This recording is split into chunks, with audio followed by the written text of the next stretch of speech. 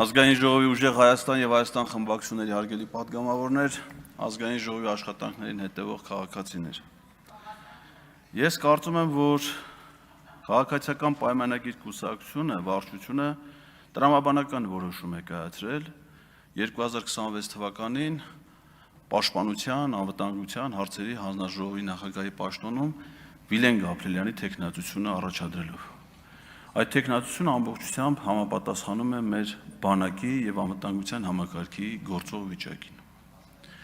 Իսկ ինչպիսին էր մեր բանակը եւ անվտանգության համակարգը մինչեւ 2018 թվականը։ Ես ռազմական փորձագետ չեմ,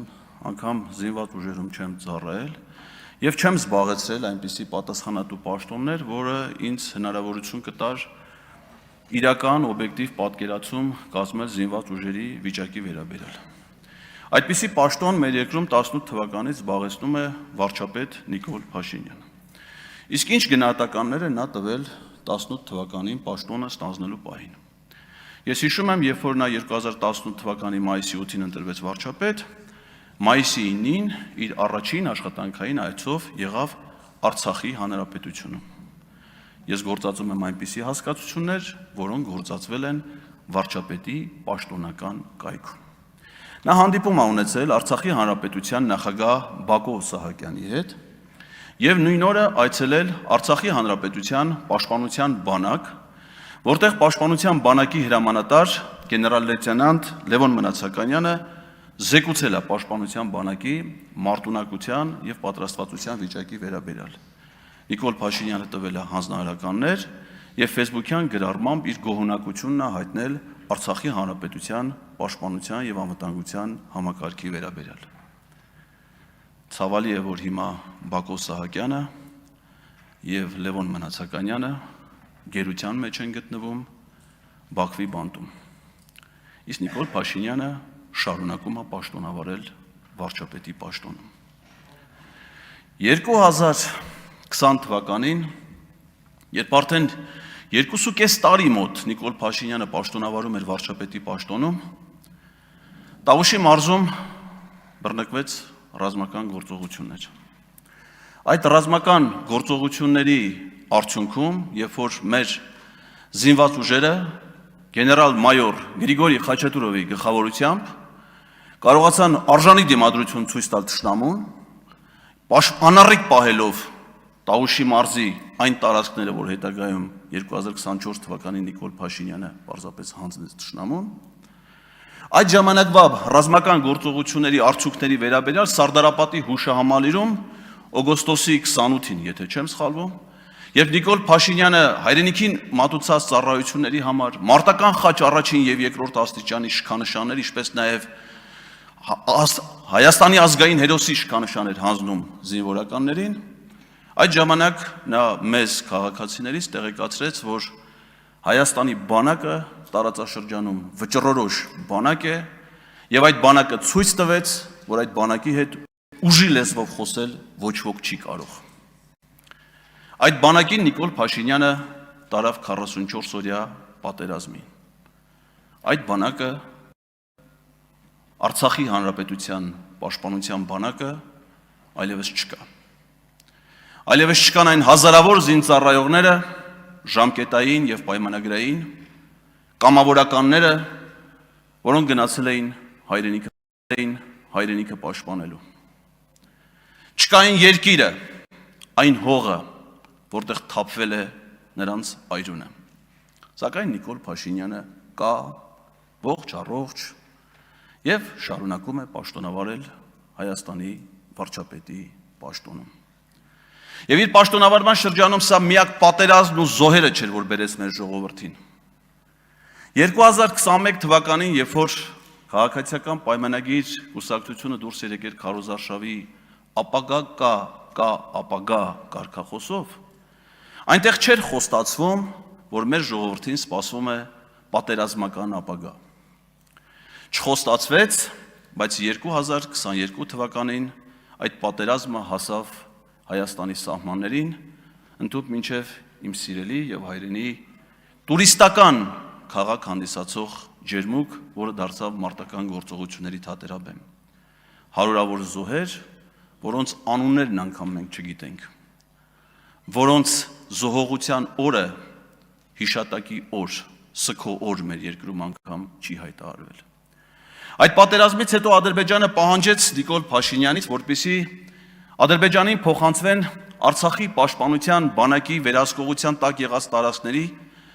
ականապատ դաշտերի քարտեզները։ Ինչի համար? Որովհետև քանի դեռ Ադրբեջանը չուներ այդ քարտեզները, չէր կարող իրականացնել քաղաքացիական ականաձերծում եւ օգտագործել այն տարածքները։ Այսինքն, եթե չփոխանցվեին այդ քարտեզները, կարող էինք ասել, որ այդ տարածքներն էլ փոխանցված չեն, որովհետև Ադրբեջանը միևնույն է դա չէր կարող օգտագործել։ Մենք շատ էինք լսում տեղեկություններ, թե ոնց են ադրբեջանցի զինվորականներ, քաղաքացիական անձիկ պայթում այդ տարածքներում տեղադրված ականների վրա։ Նիկոլ Փաշինյանը Ադրբեջանին պարբերաբար փոխանցել է եւ ինքը խոստովանել դրա մասին ականապատ դաշտերի մի քանի տասնյակ քարտեզներ, որոնցում ներառված են մի քանի տասնյակ հազար հակատանկային եւ հակահետևակային ականներ, որոնք այդ տարածքում տեղադրել էին հայ սակրավորները։ Եվ այստեղ է գալիս այն հարցը, թե ինչի էր Իլհամ Ալիևը 2024 թվականին Տաուշից տարածքներ պահանջելու ժամանակ պահանջում Նիկոլ Փաշինյանից եւ Հայաստանի իշխանություններից, որ մեր սակրավորները ականազերծեն այդ տարածքները, նոր հանձնեն Ադրբեջանին, որպեսզի ադրբեջանցիների կողմից ականազերծման աշխատանքներ իրականացնելուց ադրբեջանցի սակրավորներ չզոհվեն եւ վիրավորում չստանան։ Իսկ Նիկոլ Փաշինյանը կատարեց այդ պահանջը, հայ սակրավորներին մտցնելով այն դաշտերը, որտեղ որ մեր սակրավորները ականապատել էին տարածքները թշնամու ճանապարհը մեր երկիր փակելու համար։ Նիկոլ Փաշինյանը այդ պայներ, որ դուք նրանց մահը ցանկանում էր հայ սակրավորի մահը,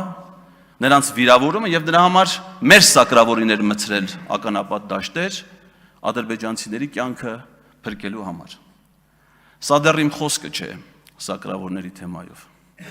Ես դրան ավելի մանրամասն կանդրադառնամ,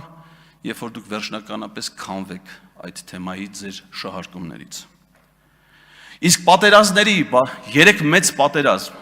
բազմաթիվ մարտական գործողություններ, հազարավոր զոհերով, ինչ ա եղել դրա վերաբերյալ։ Այն հանձնաժողովը, որի նախագահ մենք պիտի ընտրենք, նույնանուն հանձնաժողովները 7-րդ եւ 8-րդ գումարման ազգային ժողովներում ստեղծել են քննիչ հանձնաժողովներ, ապրիլյան քառօրյա պատերազմի եւ 44-օրյա հանգամանքի պատերազմի հանգամանքներն ուսումնասիրելու նպատակով։ Սիրելի հայրենակիցներ, կա ձեզնից մեկը, ով որ տեսել է այդ զեկույցները։ Այդ զեկույցները ոչ քառօրյա պատերազմի, ոչ 44-օրյա պատերազմի, ոչ ոք չի տեսել։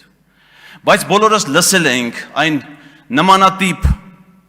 սակարկումները, որոնք հիմա գոյություն ունեն քառօրյա պատերազմի վերաբերյալ, Խաչատուրովի բիլիարդ խաղալու վերաբերյալ, տանկերի մեջ վառելիքի փոխարեն ջուր լնելու վերաբերյալ, մեր զինվորների բահերով կռվելու վերաբերյալ,